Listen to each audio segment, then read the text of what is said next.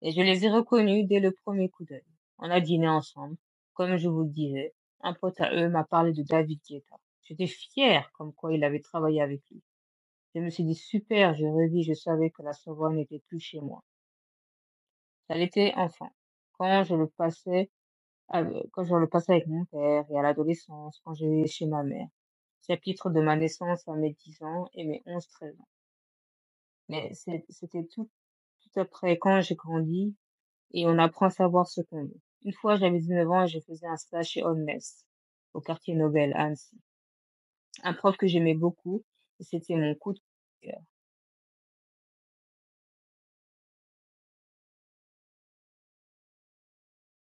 Hem, voilà et crâne rasé, yeux bruns et musclés. La classe.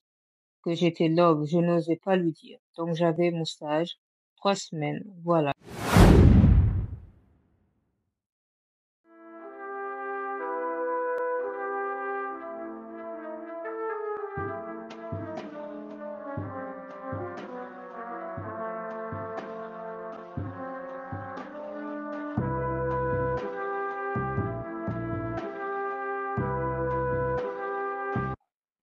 Bonsoir à toutes et à tous, bonne année, bonne santé, meilleurs vœux, que des bonnes choses qui vous arrivent, hem, de bons projets, de bons voyages, que vous puissiez avoir ce que vous voulez, que des bonnes choses, vraiment que des bonnes choses, encore mieux que 2024.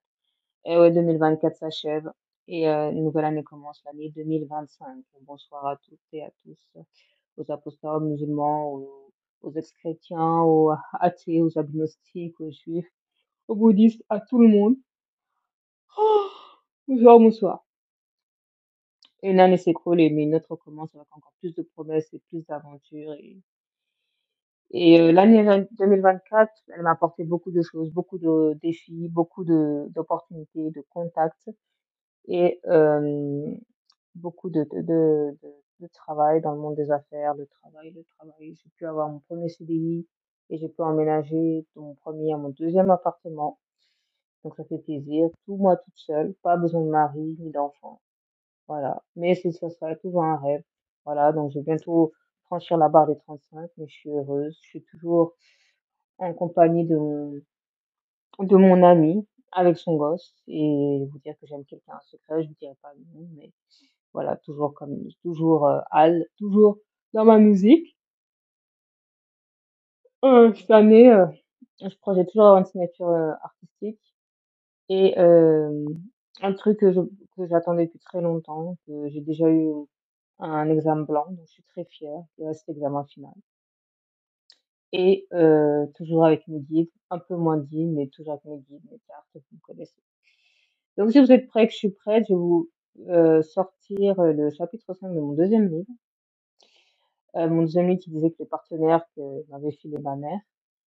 Ça sera avant-dernier, après le dernier, ça sera je vous parlerai du dernier partenaire et de mon départ, à nouveau sur Paris. Alors c'est parti. Mmh. Alors chapitre 5 côté salarial et business. Donc, alors petit A, donc voilà, nous arrivons à l'avant-dernier chapitre de ce deuxième saga du roman de ma vie spéciale, les amants choisis par ma mère. Donc là, je vais te parler de mes moultes expériences de différents lieux en hôtesse et ménage. On commence par lequel? Bien que je vous dis d'avance que le chapitre du ménage sera court, ce sera plus du business. Pardon. Alors le ménage, l'hôtessariat. Petit B, l'hôtessariat. Nous allons commencer par l'hôtessariat, car c'est la première expérience qui me vient tant. J'ai été engagée par des agences comme Eridis, Anima Street, Animeo ou Génération E. C'était génial. J'ai travaillé chez Marionneau à Gaïa, à Val Thoiry, au centre commercial ou Sephora à Annemasse. Donc jusqu'ici, tout va bien. Alors, ça rapportait rien, mais ça m'occupait beaucoup de mon temps. J'ai dû changer de mode de vie et ça me faisait beaucoup de bien. J'ai pu voir d'autres personnes, mes musiques, mes musiques, genre, et plusieurs personnes de mon âge. Ça me faisait du bien, de différentes personnes, pas que des mecs, aussi des meufs. Car vraiment, le début à Paris n'a pas été facile pour moi. Bref, j'étais pas loin d'Annemasse, Gaillard, ou en pleine campagne dans la Haute-Savoie, genre Périgny ou Publi.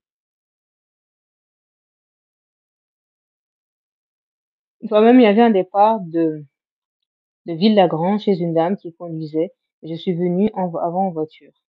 Elle avait tous les cartons dans son coffre arrière de voiture, et comme aussi c'était plus large, elle m'a pris. J'ai pu garer ma Twingo tranquillement sur le côté. On a fait, et puis à ce moment-là, ça faisait plus de 2 ans 3 ans que j'avais ma Twingo. On a fait connaissance, elle m'a parlé de son parcours pro. Genre, elle était d'origine turque et elle était responsable des ressources humaines à Lidl en Suisse pendant 6 ans. Elle a dû démissionner car elle avait des soucis au travail. Je pense qu'elle en avait marre, trop de pression et la monotonie des, ah, j'ai du mal, des tâches. Elle en avait marre de s'asseoir toute la journée sur une chaise, donc elle a choisi ce taf, distribuer des flyers et elle est tranquille. Ouais, j'ai compris. Si vous avez des petits blancs, c'est parce que je vais.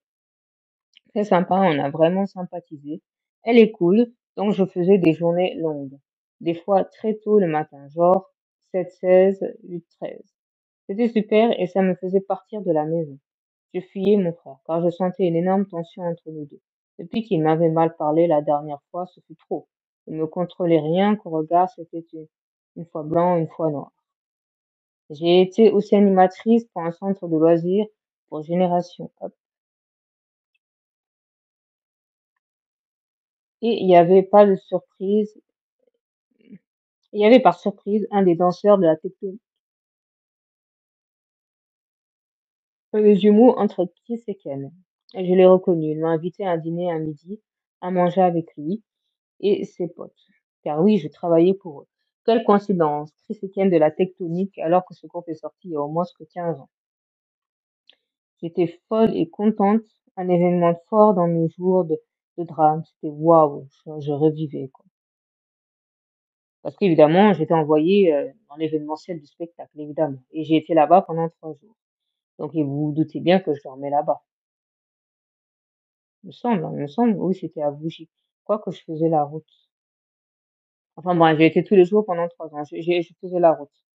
J'ai fait la connaissance d'un monsieur qui a travaillé pour David Guetta. On parlait avec un Renoir vraiment d'un groupe de showbiz. C'était marrant. Il m'a... Ouh. Une première prochaine fois, je vais essayer de faire les lives de jour parce que la nuit, j'en peux plus. C'était marrant. Il m'a raconté des anecdotes avec David Guetta. Genre qu'il était sympa et on dirait la fête, je pense, là. Et avec Chris Kitses, trop bien. Vous tapez sur Google Chris Kitses, il existe vraiment. C'est vraiment un chorégraphe et qui a travaillé autrefois pour la tectonique. Alors, il m'a connu, je pense que JJ lui avait parlé de moi. En fait, c'était il y a au moins 13 ans. Et je parlais avec une danseuse à JJ et on en est un peu avec JJ sur Skyblock, j'avais 17 ans. Et un peu avec JJ, évidemment. Et le fait et, et tout ça remontait il y a au moins 16 ans.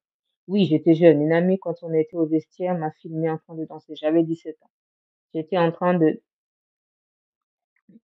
J'étais tout habillée en rose. J'avais autour de mon cou une écharpe rose en laine, avec une belle frange et 2 côtés au bout. C'était très long, et la vidéo a été postée sur Skyblock. Je sais plus le nombre de vues, mais ça se voyait quand même. Bonsoir, bonsoir, bonsoir, Méo. Donc, là où j'en étais, c'était pas énorme, mais ça va. C'était à cette époque-là qu'il y avait l'arrivée de la tectonique. Le premier clip que j'avais visionné fut celui avec Kiel. À cause des garçons. Mais ouais, il y en avait aussi Mondotech avec Lily, Jay et Karmampa. Et ensuite John Dalbach, suivi de Dalbach avec Electra. C'est à ce moment-là que j'ai gommé. C'est là que je suis tombée amoureuse de Jay et je l'ai repéré sur les réseaux, notamment sur son profil, où on échange régulièrement. Il est parti en Russie et à son retour, je lui ai dit, et la Russie alors? Il a dit, ouais, yes, il faisait froid. Alors, le petit C au Tessaria et suite histoire tectonique. Oui, on échangeait de temps en temps. C'est quand il était sur Brignoles avec sa copine Marine. Très jeune femme, 16 et lui 21. C'est vrai. Le danseur Gégé avait une copine à Brignoles. Si je peux remonter les messengers, je peux trouver ça. Alors, je me souviens très bien de cette époque, on parlait via Messenger, jusqu'au moment où j'ai découvert qu'il n'était pas un peu en couple. J'étais surpris, mais à la fois contente car je le voulais pour moi.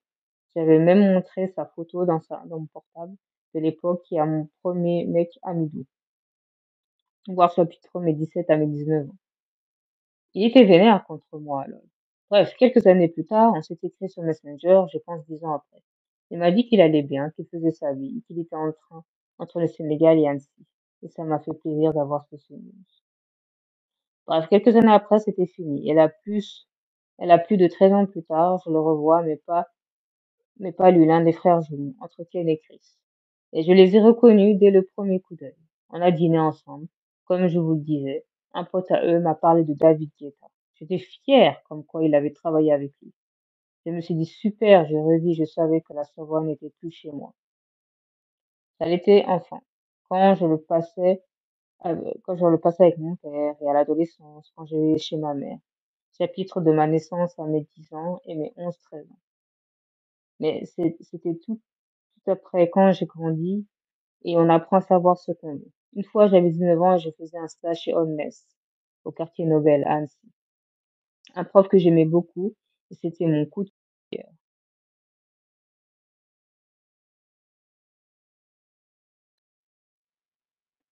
Euh, voilà.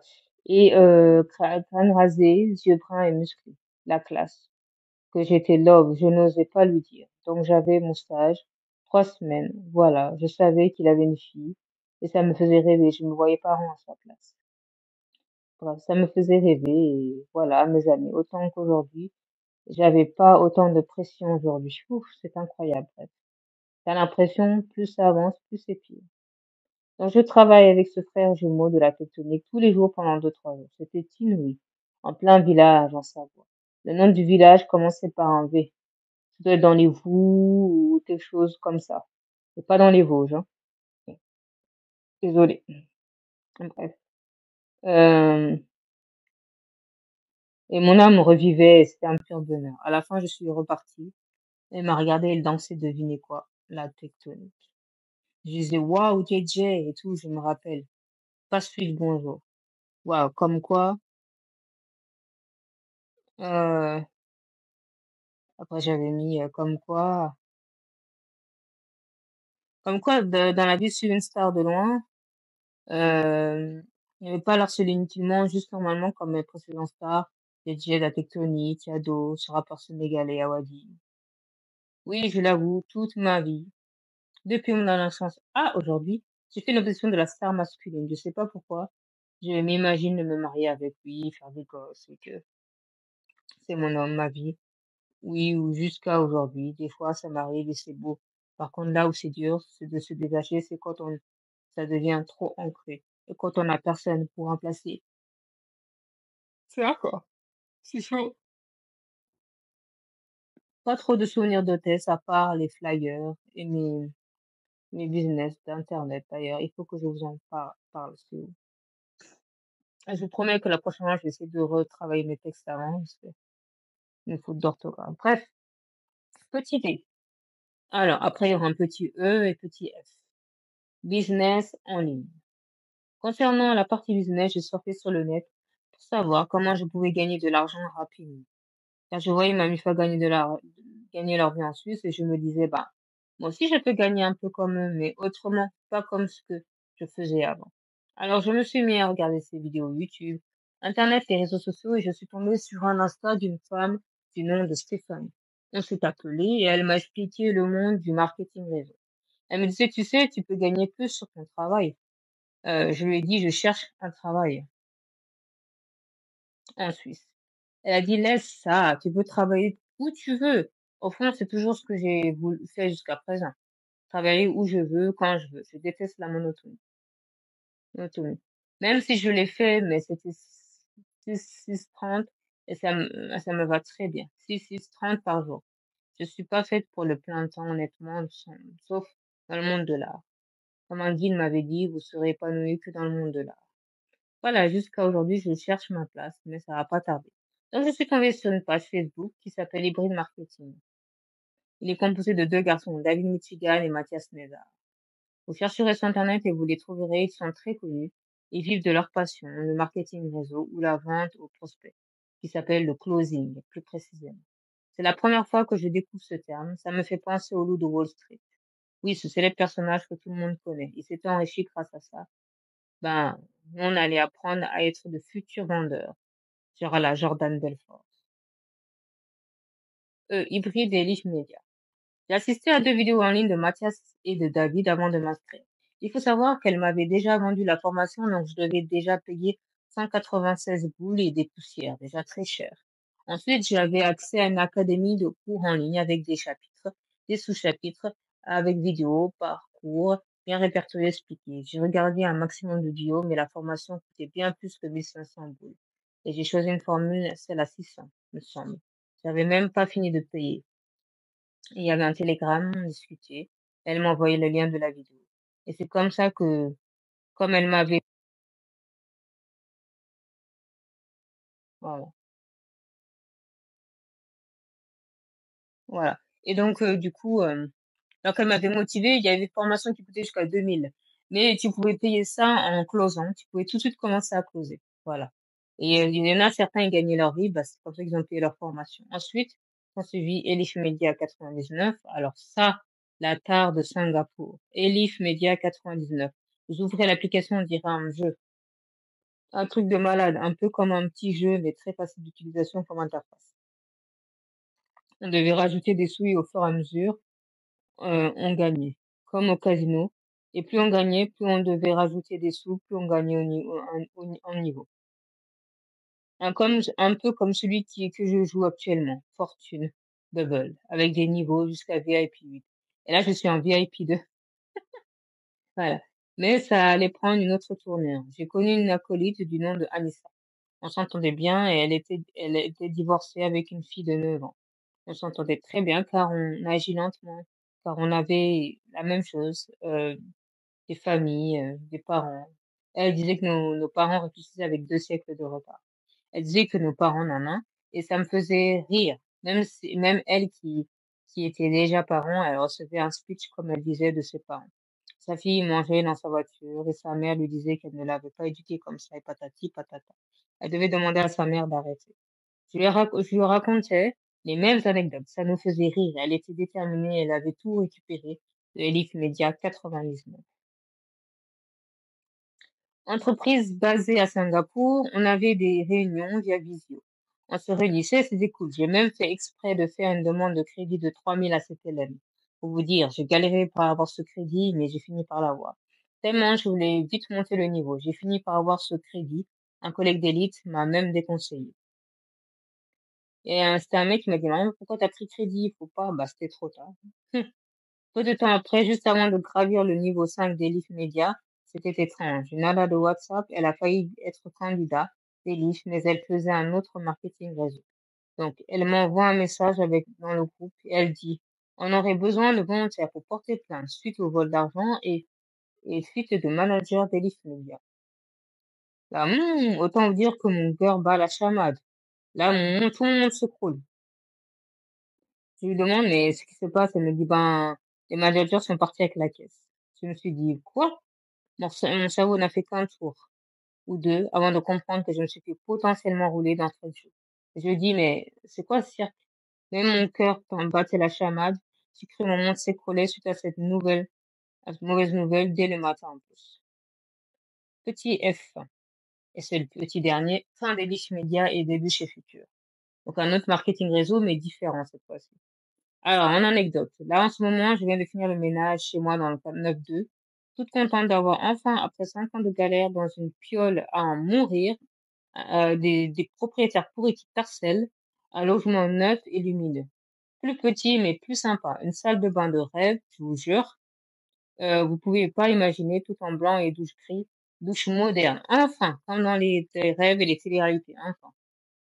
Ah, avant, j'avais une salle de bain, mais je voulais pas l'allumer parce qu'à l'intérieur, ça me plaisait pas. J'avais un miroir et derrière, il y avait un mur. J'aimais pas du tout. Et j'étais obligée de passer un rideau parce qu'il y avait des portes, mais je sais pas. Quand c'est ouvert, tu vois tout, quoi. Alors, mon rêve, alors, Mon proprio qui est maintenant celui d'avant, était ravi. Le même temps, il était dégoûté, quoi, de voir où j'habitais, quoi. Il dit: «Oh, je vais faire comme toi et tout». Bref.